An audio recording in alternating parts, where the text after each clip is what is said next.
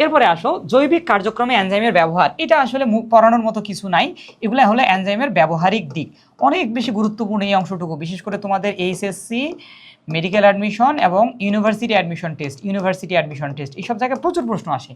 যেমন সেলুলেস এনজাইম, আমরা জানি সেলুলেস এনজাইমটা সেলুলোজকে হজম করতে পারে, যেটা গরু ছাগলের অটোমেটিক থাকে, কিন্তু ওইটা ছাড়াও আমরা কিছু কাজে ইউজ করি, যেমন কফি প্রক্রিয়াজাতকরণে সেলুলোস ইউজ হয়। পেপার অ্যান্ড পাল্প শিল্পে পেপারের একটা উপাদান কি, গাছ অর্থাৎ বাঁশের মধ্যে সেলুলোজ থাকে, তাহলে সেলুলোজকে প্রসেস করার জন্য সেলুলেস এনজাইমটা লাগবে। এরপর দেখো ওয়াশিং পাউডার, লন্ড্রি ডিটারজেন্টের গুরুত্বপূর্ণ উপাদান।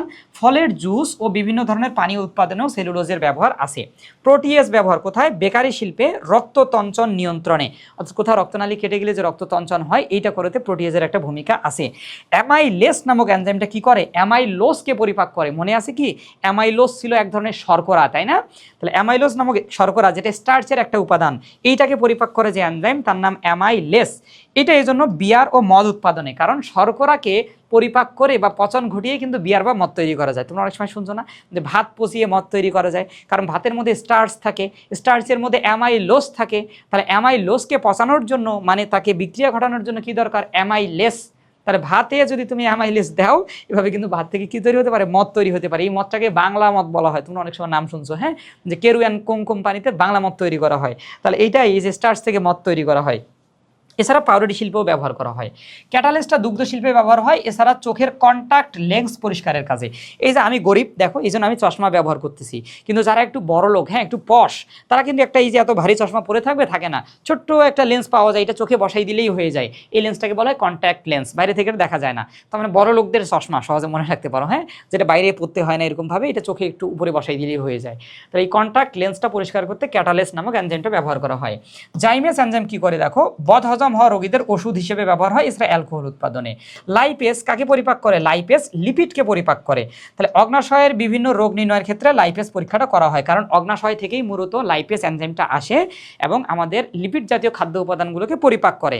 এখন কারো দেহে লাইপেসের পরিমাণ যদি কম বেশি হয়, তখন এটা বুঝতে হবে তার অগ্নাশয়ের কোনো একটা সমস্যা আছে। এজন্য অগ্নাশয়ের রোগ নির্ণয়ের ক্ষেত্রে আমরা লাইপেস এনজাইমটা পরীক্ষা করে থাকি। এছাড়া অ্যামাইলেসটাও করা হয়। ব্যবহারিক জীবনে এনজাইমের প্রয়োগ, তাহলে কয়েকটা ইম্পর্টেন্ট। ফলের রস তৈরিতে পেকটিন নামক এনজাইমটা ব্যবহার করা হয়। তাহলে ফলের রসে কোনটা, পেকটিন। দুধ থেকে পনির তৈরিতে রেনিন নামক একটা এনজাইম ব্যবহার করা হয়। চামড়া প্রস্তুতকরণে প্রোটিওলাইটিক এনজাইম। প্রোটিওলাইটিক মানে কি, প্রোটিও মানে প্রোটিন, আর লাইসিস মানে ভেঙে ফেলা। তাহলে চামড়ার মধ্যে তো প্রোটিন থাকে, এখন তুমি যদি লোমটাকে আলাদা করতে চাও, তাহলে প্রোটিনটাকে ভেঙে ফেলতে হবে। তাহলে কোন এনজাইম লাগবে, প্রোটিওলাইটিক, যে প্রোটিনকে লাইসিস বা ভেঙে ফেলতেছে। রক্তে ইউরিয়া ও ইউরিক অ্যাসিড শনাক্তকরণের জন্য ইউরিয়েস ও ইউরিকেস নামক দুইটা এনজাইম ব্যবহৃত হয়। ট্রিপসিন এনজাইম প্রয়োগ করে চোখের ছানির অস্ত্রোপচার করা যায়। তাহলে চোখে অনেকের ছানি পড়ে, বিশেষ করে বয়স্কদের ক্ষেত্রে খুবই কমন। চোখে একটা ছানিটা কি জানো, ছানিটা হলো একটা প্রোটিনের আস্তরণ, যে প্রোটিনের আস্তরণ তৈরি হওয়ার কারণে চোখে ঝাপসা দেখে অনেকে। এখন ট্রিপসিন নামক এনজাইমটা প্রোটিনকে গলিয়ে দিতে পারে, প্রোটিনকে পরিপাক করে দিতে পারে।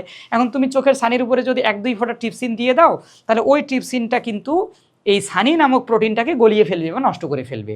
কিন্তু সাবধান, এটা খুব অল্প পরিমাণে দিতে হবে, কারণ কি, তোমার চোখের মধ্যে যে বাকি জিনিসপত্রগুলো আছে, তোমার কর্নিয়া, তোমার লেন্স, এগুলোও কিন্তু প্রোটিন দিয়ে তৈরি। এখন তুমি যদি এখানে 100 মিলি ট্রিপসিন দিয়ে দাও, তুমি দেখবা তোমার ছানিও গলে গেছে, চোখও গলে গেছে। কিছুক্ষণ পর দেখবা আল্লাহ, চোখের মধ্যে ট্রিপসিন দিলাম, চোখ কোথায় হারাই গেল, চোখ তো নাই, গলে পড়ে গেছে নিচে, বুঝছো? এজন্য এটা অবশ্যই ডাক্তারের পরামর্শে এবং নিয়মমাফিক দিতে হবে, বাড়িতে বসে দেওয়া যাবে না। Do not try this at home, okay? ঠিক আছে, আসো। ডায়াবেটিস রোগীর রক্তে শর্করার পরিমাণ কত তা নির্ণয়ের জন্য গ্লুকোজ অক্সিডেজ ও পারঅক্সিডেজ এনজাইমটাকে ব্যবহার করা হয়। মস্তিষ্ক ও ধমনির রক্ত, যেটা জমাট বাঁধা রক্ত থাকে, এটাকে গলিয়ে ফেলতে ইউরোবাইলেস নামক একটা এনজাইম ব্যবহার হয়।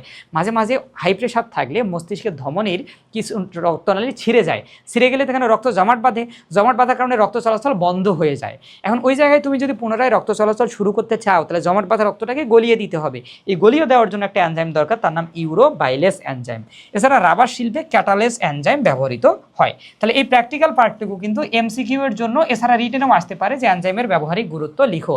এটা অনেক বেশি গুরুত্বপূর্ণ, হ্যাঁ। তাহলে এটা খুব ভালো করে পড়বা, এবং এটা তো আসলে বোঝানোর কিছু নাই, মুখস্থবিদ্যা। তারপর আমি গল্প আকারে 2-1টা পয়েন্ট তোমাদেরকে বলে দিছি। ওকে, তাহলে এই তো ছিল আজকে আমাদের ক্লাস, এবং এই ক্লাসের মধ্য দিয়ে কোষ রসায়ন অধ্যায়টি শেষ। আশা করি তোমরা খুব ভালো বুঝছো, এবং অবশ্যই বইটা একবার রিডিং করবা। বই পড়ার পর যদি কোনো কোশ্চেন আসে, আমাদের পেজের ইনবক্সে জানাবা। আমরা এই তোমাদের কোশ্চেনগুলো নিয়ে পরবর্তীতে কিছু লাইভ ক্লাস নেওয়ার চেষ্টা করব। আজকে এই পর্যন্তই, সবাই ভালো থাকো, সুস্থ থাকো, আল্লাহ হাফেজ। আর হ্যাঁ, আরেকটা কথা, এই ক্লাসগুলো কিন্তু তুমি আনলিমিটেডভাবে তোমার বন্ধুর সাথে শেয়ার করতে পারো। তোমাদের যে প্রাইভেট ফেসবুক গ্রুপ আছে, যদি এখনো অ্যাড না থেকে থাকো, যেখানে আমাদের সব ক্লাস আপলোড দেওয়া হয়, তাহলে অবশ্যই আমাদের পেজের ইনবক্সে মেসেজ দাও, তোমাকে প্রাইভেট গ্রুপে অ্যাড করে নেওয়া হবে।